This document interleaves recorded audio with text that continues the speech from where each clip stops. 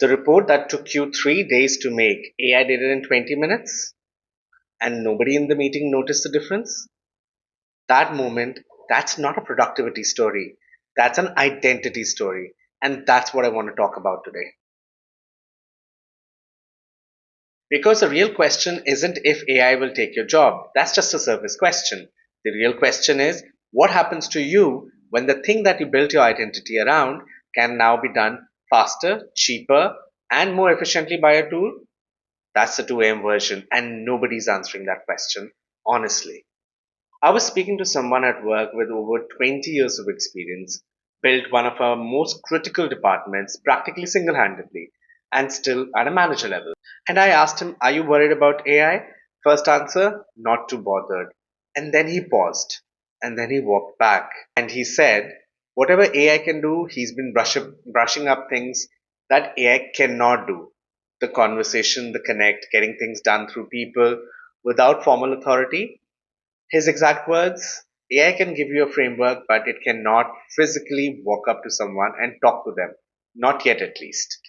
And in that moment, the not too bothered and suddenly coming back and then reevaluating your answer, that's what I want to pull apart today. Because almost everyone gives you the same answer, not too bothered, and then something shifts in their face. Here's an honest version. Some of what you can do, AI can already do. Not with your judgment, not without your context, but faster, cheaper, good enough for the most purpose. Reports, first drafts, data summaries, pattern recognition, communications, already there. When I'm recording this, Google just announced something called a Spark. And it's an agent that runs 24 by 7 while your phone is locked, while your laptop is shut, and while you sleep. It reads your last 50 emails, learns exactly how you write, and ghostwrites every future email in your voice on a schedule without you prompting it. And the specific discomfort of that, if you've been a knowledge worker for 15 years, it's isn't AI's doing my email. It's something more unsettling. It's AI is doing my voice. And the version it produces might be indistinguishable from mine. That's not a productivity story either. That's an identity story. And the people most at risk right now are not the ones AI replacing. They're the ones pretending it isn't happening. Who are doing the things the way they have always done, hoping nobody notices that there's a faster, cheaper alternative already sitting in their browser. Because here's what happens quietly inside organizations. Someone, usually younger, less senior, figures out how to use AI and is going to do something that used to take 2 days. And that person is going to do it in 5 minutes. And they just keep doing it. And slowly, not suddenly, the value calculation shifts. Not because of a decision, not because of a memo, just because results happen faster from one direction. And the person who isn't adapting doesn't lose their job at the end of the day. They start feeling like they're working harder for the same output. And that feeling, that's the signal. But let's go deeper than the job because the job is the surface.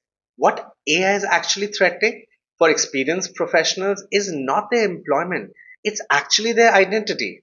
18 years, maybe 22, building expertise, reputation, credibility, getting to a room where decisions are made, becoming the person others are coming to. That's not just a career, that's who you became. And now, a tool can produce a version of what you did in a fraction of a time. And the internal experience of that, if we are honest about it, doesn't feel like a competition. It feels like erasure. Like the thing you built your entire identity around is quietly being reclassified as mechanical. Believe me, I know that. I've been working in an L&D almost my entire life. I built my career around that. And in 18 years, what I've noticed. My content team spends about 5 to 6 weeks to build something new from scratch. And an AI tool produces a draft in hours, mere hours. The drop down problem that I spent years solving for in classrooms, and AI flags learners in week 2 of enrollment. Mind you, week 2. That's just 4 classes later, the AI tells me this is at risk learner and this is where we need to support this person. Great, fine. That's where I feel this question very personally. Which is why I did an AI and ML certification course from IIT Kanpur of all places last year while running through all of this. Not because someone told me, but because it felt like a dangerous choice to avoid it. And here's what I've noticed about the leaders around me. The ones managing this well are not the loudest about AI being overhyped.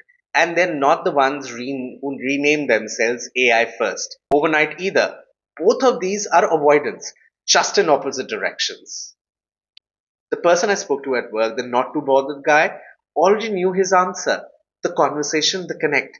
AI cannot replace that. Not yet. AI can give you a framework for that, but it cannot do that work for you. For me, it's an organizational diagnosis, walking into something that looks like a training problem but is actually a leadership problem, and knowing the difference in 20 minutes. The judgment doesn't live in any data set. And what's your version of that? That's the actual question. Again, the professionals at risk are not the ones that AI is replacing. The ones at risk are the ones that are waiting for permission to engage with AI. The window to do this on your terms is narrowing. Starting now, you're fine. Waiting another year, you're catching up on someone else's timeline. If your entire value is in things that AI can already do and you haven't built anything else around that, that's not AI's fault. That's a portfolio problem that you've had for a while and AI just made it visible. In my experience, when threatened by AI, this is what professionals start feeling. Their confidence in their own experience goes away first. The first time AI produces their work in 20 minutes, which usually takes them a couple of days, something shifts quietly. You start second guessing yourself whether the depth you have is still valued, whether the time you took is still justified. And underneath that, just one question: what am I actually for? That question has an answer, but nobody's going to hand it to you. Not even me here. And then after that, the relationship with your own team goes away. When the people you manage are using AI more fluently than you are, when they're faster and you're not sure how, being the least AI fluent person in your own team, that's a failure that nobody wants to admit because it touches the deepest part of leadership identity. Your 18 years of experience is not your mode. How you use those 18 years going forward is your mode. Experience without adaptation is just seniority. So, will AI take your job? Part of it already has. But here's a more important answer. The version of you most at risk is not the one that AI is targeting. It's a version that refuses to engage, that waits for certainty before moving forward, that protects past expertise instead of building a future relevance. And if you're being honest with yourself, you already know which side needs more investment. That's not a rhetorical question, that's actual work.